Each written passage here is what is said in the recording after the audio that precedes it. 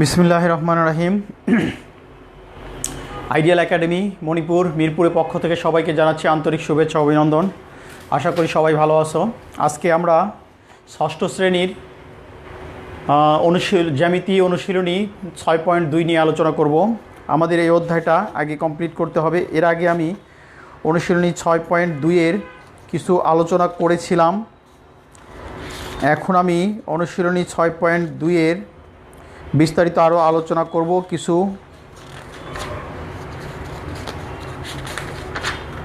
অঙ্ক করে দিব এবং কিছু জ্যামিতিও করে দিব ইনশাল্লাহ। এর আগে আমি নৈবেত্তিকগুলো শূন্যস্থানগুলো কমপ্লিট করেছিলাম। কিছু প্রশ্ন রয়ে গেছিলো, সেই প্রশ্নগুলো আজকে দেখি কতদূর কমপ্লিট করতে পারি। আশা করি আমি নিচ থেকে ধরবো, একদম নিচে থেকে, যেটা আছে হচ্ছে 20 পর্যন্ত আছে, 1 থেকে 20 পর্যন্ত আছে। আমরা 20 নাম্বারটা আজকে ধরবো ইনশাল্লাহ। দেখি কতদূর কমপ্লিট করতে পারি। আশা করি সবাই লাইভে থাকবে।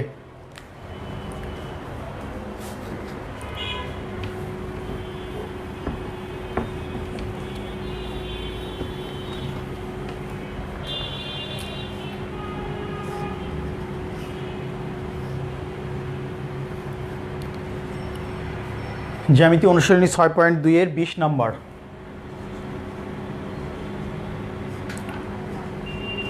ক, আমাদের এখানে প্রশ্ন দেওয়া আছে এ বি এবং সিডি রেখাদ্বয় পরস্পর ও বিন্দুতে ছেদ করে। এ বি এবং সিডি রেখাদ্বয় পরস্পর ও বিন্দুতে ছেদ করে। এখন ক নাম্বার বলছে উপরোক্ত তথ্যের ভিত্তিতে একটি চিত্র অঙ্কন করো।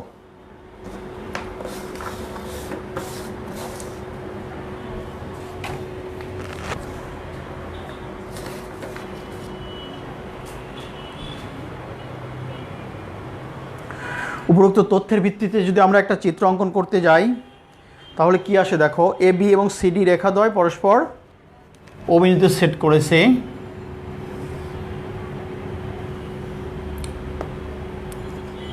এ বি, তারপরে C D.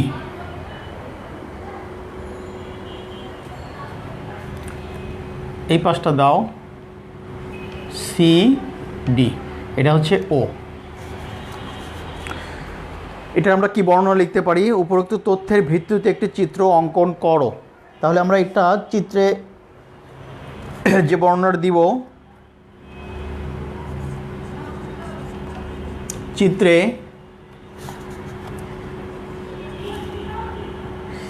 A B O CD রেখাদ্বয়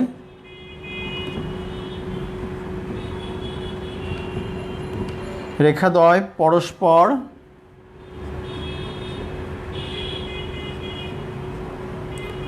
ও বিন্দুতে ছেদ করেছে।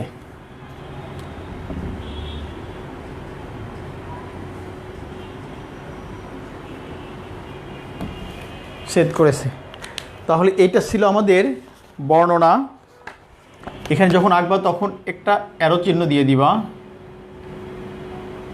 অ্যারো চিহ্ন দিতে হবে। তাহলে আমরা ক নম্বরে বর্ণনা পেয়ে গেলাম। উপরোক্ত তথ্যের ভিত্তিতে একটি চিত্র অঙ্কন করো।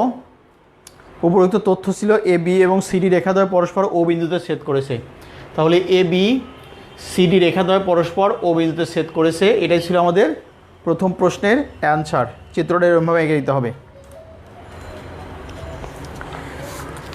এরপরে দেখো খ বলছে প্রমাণ করো যে উৎপন্ন বিপরীত কোণগুলো পরস্পর সমান। উৎপন্ন বিপরীত কোণগুলো পরস্পর সমান।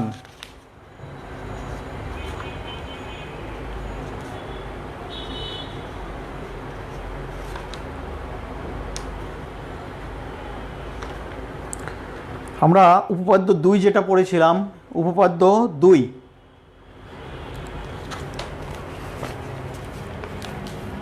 খ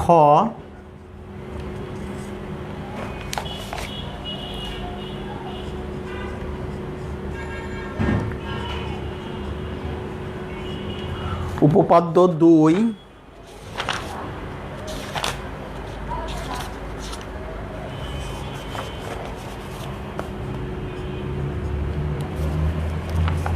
খ এর উপপাদ্য 2 এর অনুরূপ।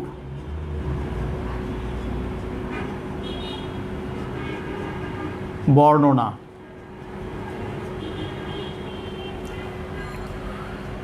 উপপাদ্য 2 এর অনুরূপ বর্ণনা, এই খ নাম্বার তোমরা নিজে করে নিবা। খ নাম্বারটা তোমরা উপপাদ্য 2 দেখে উপপাদ্য যে বর্ণনা আছে সেম একই বর্ণনা, উপপাদ্য যে 2 নম্বর যে বর্ণনা আছে সেম একই বর্ণনাটা এখানে লিপিবদ্ধ করতে হবে, তাহলে আমরা ক্ষয়ের অ্যান্সার পেয়ে যাব।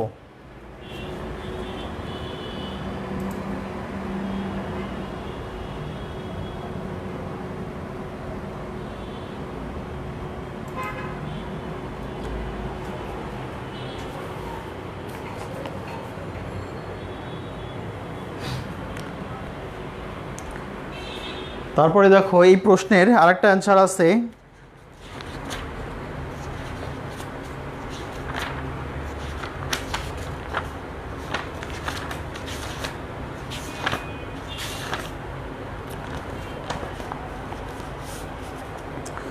গ নম্বর অ্যান্সার বলছে কোণ AOC = 4x - 16, কোণ BOC = 2 × x + 20 হলে x এর মান নির্ণয় করতে হবে। x এর মান কত বের করতে হবে আমাদের, খুব একটা ইম্পর্টেন্ট অঙ্ক আর কি।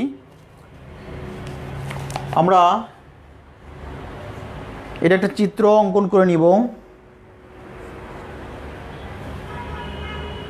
ক্ষয়ের প্রশ্নের আনসারটা তোমরা 2 নম্বর থেকে উপপাদ্য 2টা পড়ে নিবে, উপপাদ্য 2টা পড়ে নিবে, অর্থাৎ ক্ষয়ের আনসার করতে হলে তোমাকে উপপাদ্য 2টা ভালো করে জেনে নিতে হবে এবং পড়ে নিতে হবে।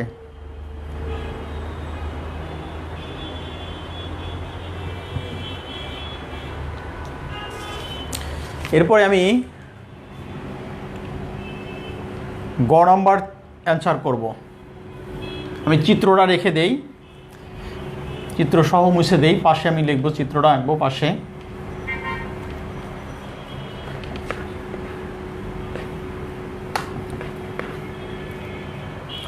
নাম্বার গ, তাহলে এইটা করতে হলে তোমাকে আগে কি করতে হবে, একটা চিত্র অঙ্কন করে নিতে হবে। চিত্রটা আমি এখানে এঁকে নিই। A B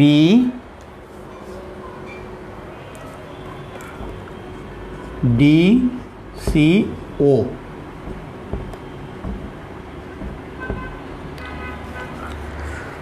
কোণ AOC, কোণ AOCর মান দেয়া আছে কোণ 4x -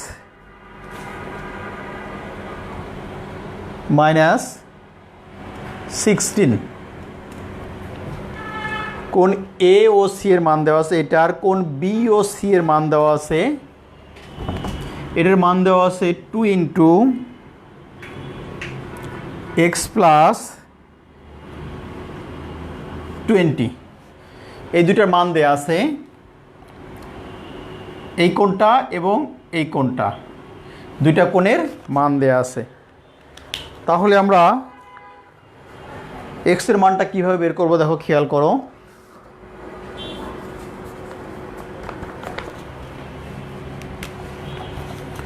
লেখো AB ও CD রেখাদ্বয়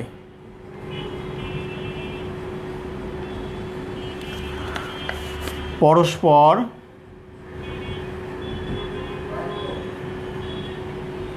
ও বিন্দুতে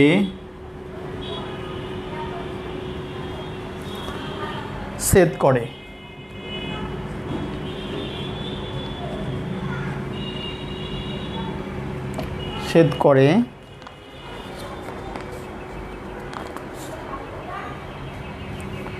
দেখো এখানে কোণ AOB সমান 180 ডিগ্রি। কীভাবে পেলাম দেখো, আমি বলছে কোণ AOB, AOB হচ্ছে সরল কোণ। আমরা জানি এক সরল কোণ সমান 180 ডিগ্রি, অর্থাৎ কোণ AOB এই একটা সরল কোণ, এই সরল কোণের মান হচ্ছে হলে 180 ডিগ্রি। সেই জন্য আমি লিখেছি কোণ AOB সমান 180 ডিগ্রি। আমরা সাইড নোট লিখতে পারি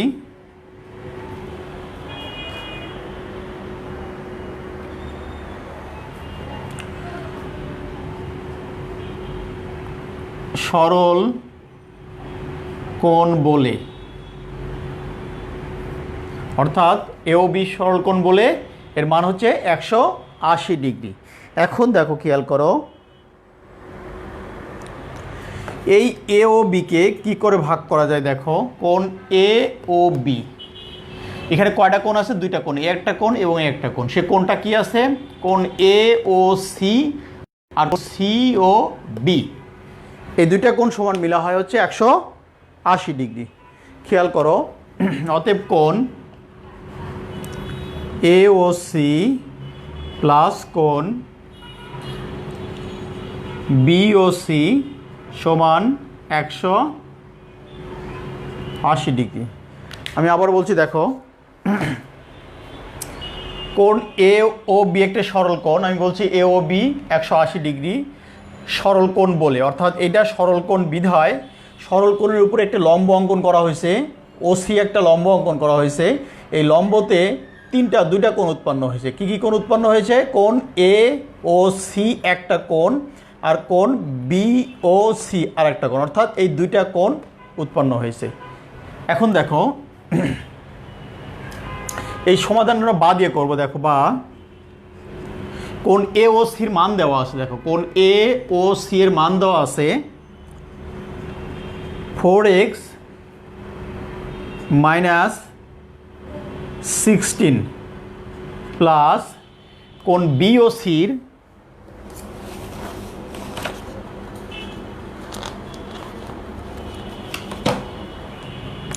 60 ডিগ্রি দাও।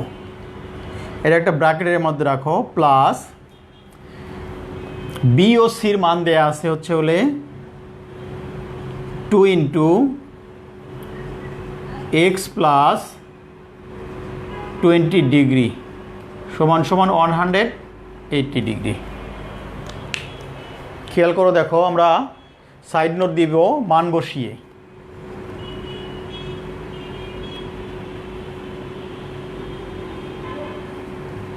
মান বসিয়ে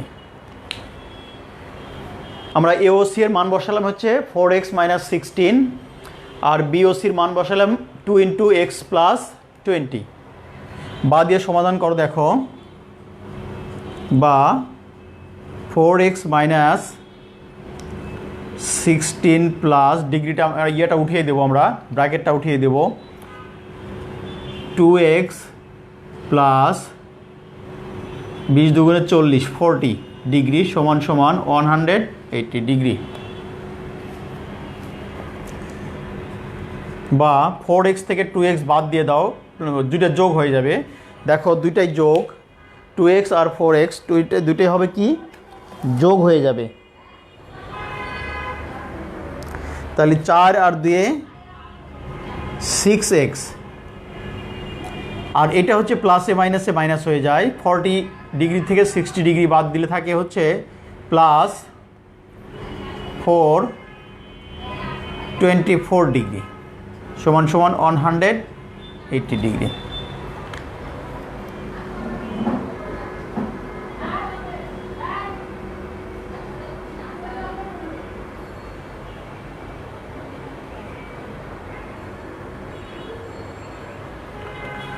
বা দাও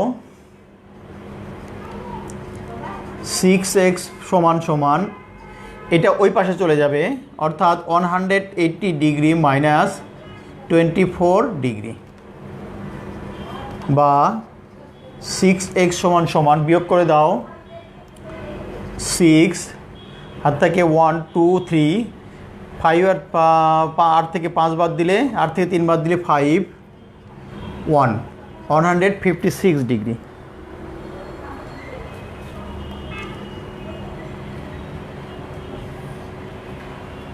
বা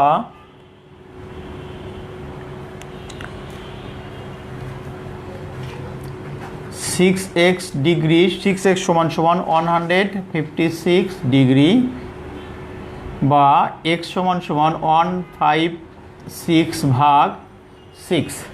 কাটাকাটি করে দাও, দেখো কত আসে। ছয় দুগুণে 12, 13, 14, 15, 6 6 36।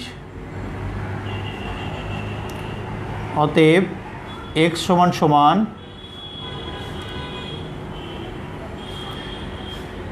26 ডিগ্রি।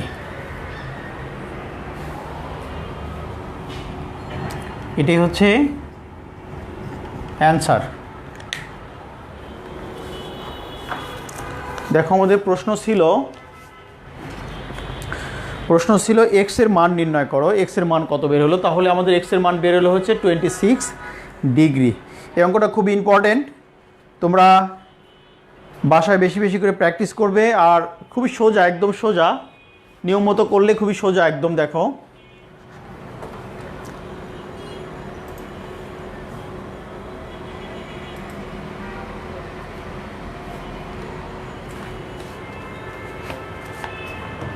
তাহলে আমরা জ্যামিতির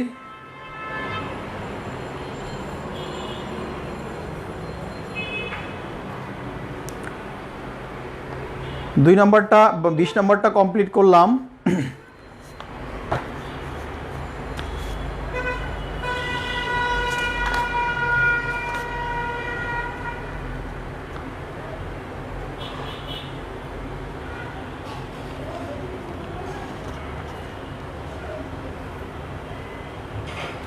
উঠিয়ে ফেলো, জ্যামিতিটা উঠিয়ে ফেলো।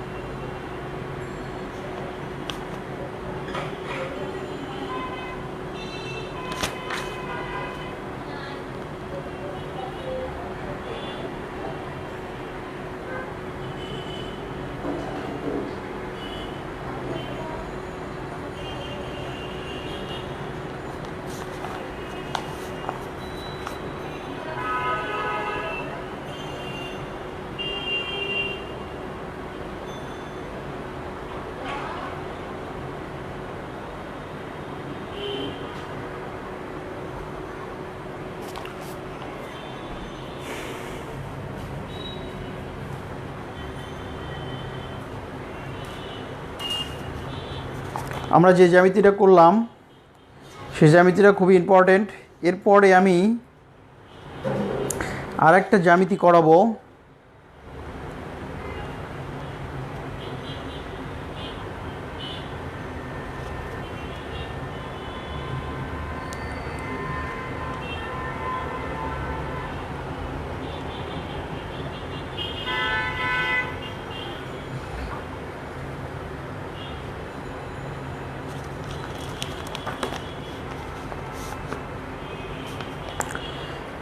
দেখো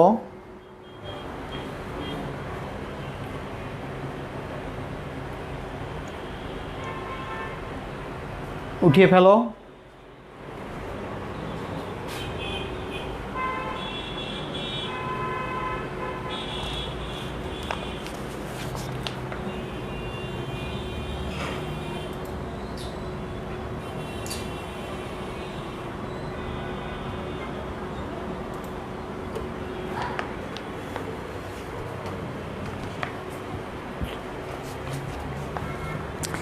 এরপরে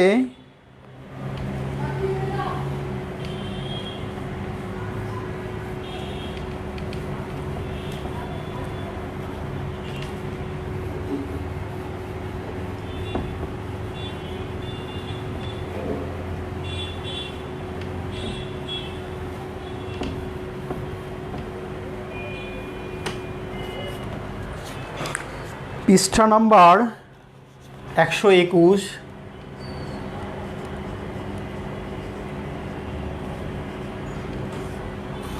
6 নম্বর এর ক। দেখো বই বের করে নাও, পৃষ্ঠা 21, 121, 6 নম্বরের ক। বলছে অনুমান করে একটি সূক্ষ্মকোণী, একটি স্থূলকোণী, একটি সমকোণী ত্রিভুজ আঁকো। প্রতি ক্ষেত্রে বাহু তিনটির দৈর্ঘ্য মাপো এবং খাতায় লিখো।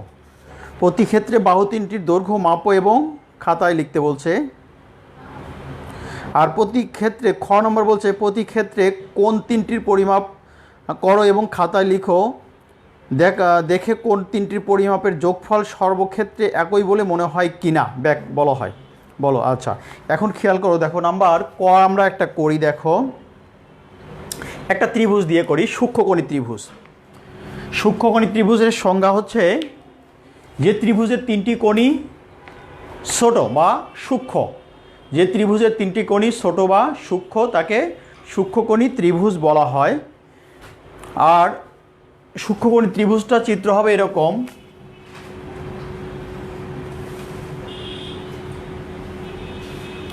দেখো তিনটা কোণই সূক্ষ্মকোণ।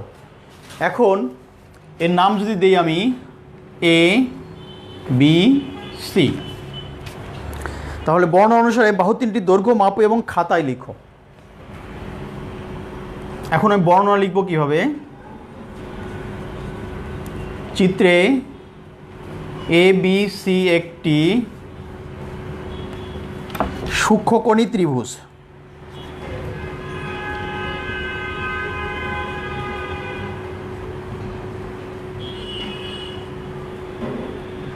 সূক্ষ্মকোণী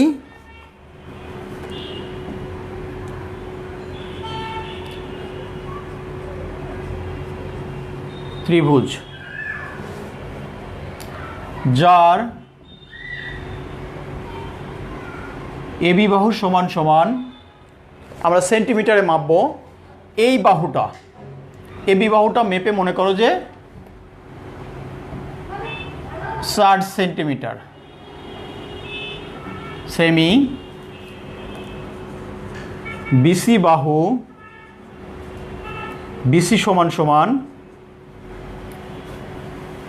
এবি বাহু সমান সমান, কথাটা লেখো, এবি বাহু সমান 4 সেমি। আর বিসি বাহু সমান 5 সেমি। এবং এসি বাহু সমান 4 সেমি। দেখো এই বাহু এবং এই বাহু সমান দিয়ে দিলাম, অর্থাৎ এটা সমদ্বিবাহু ত্রিভুজ হয়ে গেছে। এটা হয়ে গেছে সমদ্বিবাহু ত্রিভুজ। যেহেতু এবি এবং এসি বাহুটা সমান দিয়েছি, তাহলে সেই ক্ষেত্রে এটা সমদ্বিবাহু ত্রিভুজ হয়ে গেছে। যেহেতু সূক্ষ্মকোণী, সমদ্বিবাহু সমকোণী সূক্ষ্মকোণী ত্রিভুজ, অর্থাৎ সমদ্বিবাহু সূক্ষ্মকোণী ত্রিভুজ।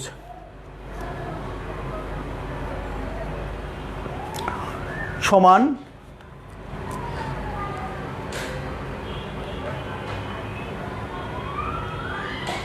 তাহলে আমাদের এটা পেয়ে গেলাম হচ্ছে হলে এবিসি একটি সূক্ষ্মকোণী ত্রিভুজ, আর এবি বাহু সমান 4 সেন্টিমিটার এবং বিসি বাহু সমান 5 সেন্টিমিটার এবং এসি বাহু সমান 4 সেন্টিমিটার।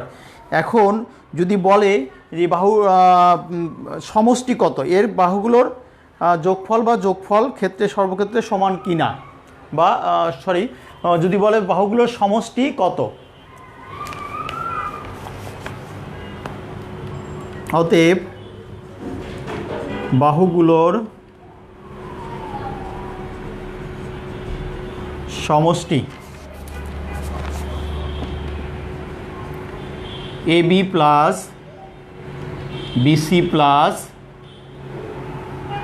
এসি সমান সমান, এবি সমান সমান হচ্ছে হলে 4 সেন্টিমিটার প্লাস বিসি সমান সমান 5 সেন্টিমিটার প্লাস এসি সমান সমান 4 ব্র্যাকেট দিয়ে সেমি। তাহলে হচ্ছে 5 4 9 10 11 12 13 সেন্টিমিটার। যদি বাহুগুলোর যোগফল বের করতে বলে, বাহুগুলোর সমষ্টি বের করে, তাহলে এই অংশটা আমরা করব। যদি বাহুগুলোর সমষ্টি বের করতে বলে তাহলে এই অংশটা করব। এখন খ নম্বরে দেখো প্রশ্ন আছে, প্রতি ক্ষেত্রে কোণগুলো মাপতে বলছে। প্রতি ক্ষেত্রে কোণগুলো মাপতে বলছে, কোণগুলো মেপে খাতায় লিখো এবং তিনটি পরিমাপের যোগফল একই বলে মনে হয় কি না?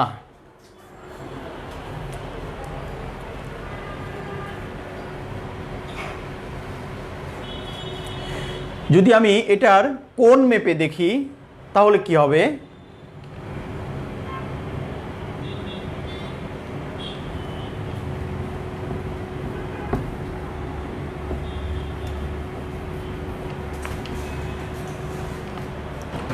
এবিসি একটি সূক্ষ্মকোণী ত্রিভুজ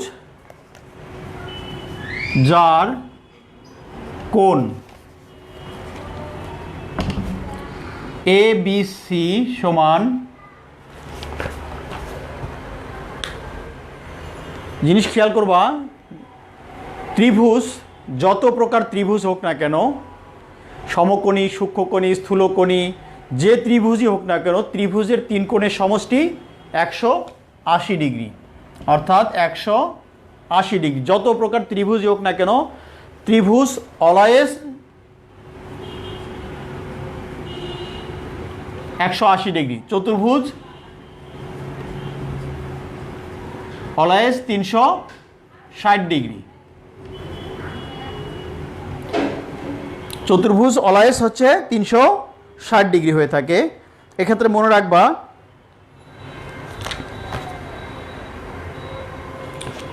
যত প্রকার চতুর্ভুজই হোক না কেন সব 360 ডিগ্রি, আর যত প্রকার ত্রিভুজই হোক সবগুলা 180 ডিগ্রি। এখন খেয়াল করো, তাহলে যদি আমরা, যেহেতু এখানে সূক্ষ্মকোণী ত্রিভুজ বলছে, তাহলে এখানে সমদ্বিবাহু ত্রিভুজ এঁকেছি আমি, তাহলে এই দুটা কোণ প্রায় সমান হবে। একটু কোণটা এই পাশটা বড় হয়ে গেছে, একটু ছোট করে দেই, দেখো।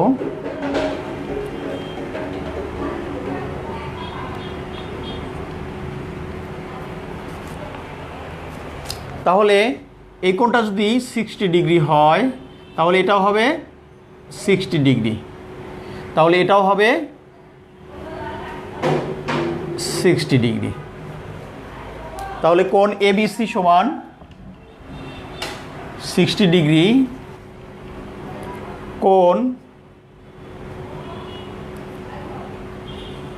বিসিএ সমান 60 ডিগ্রি এবং কোণ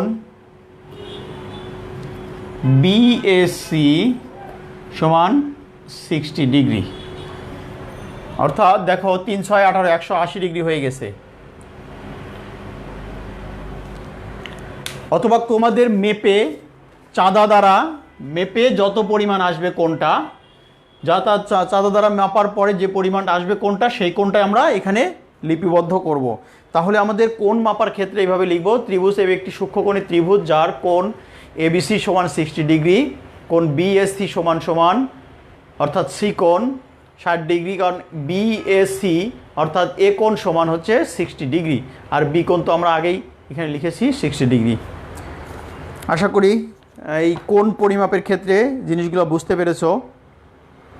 সেই ক্ষেত্রে স্থূলকোণের ক্ষেত্রে স্থূলকোণের পরিমাণটা আসবে, স্থূলকোণটা সাধারণত দেখা যায় যে এরকম হয়ে থাকে, একটা কোণ বড় হয়ে থাকে আর দুইটা কোণ সূক্ষ্ম হয়ে থাকে।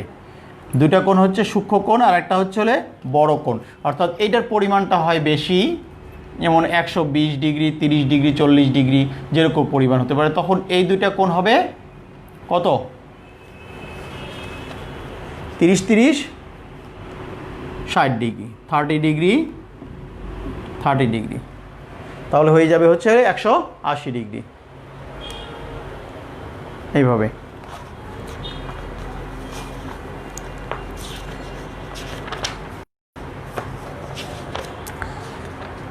আমাদের এই অধ্যায়ে আরেকটা জ্যামিতি, বড় জ্যামিতি রয়ে গেছে। এই জ্যামিতিটা আগামী ক্লাসে ইনশাল্লাহ কমপ্লিট করব। জ্যামিতি নাম্বার 19 নাম্বার জ্যামিতিটা আমি আগামী ক্লাসে কমপ্লিট করবো ইনশাল্লাহ। আশা করি সবাই ভালো থাকবে এবং সুস্থ থাকবে। আল্লাহ হাফেজ।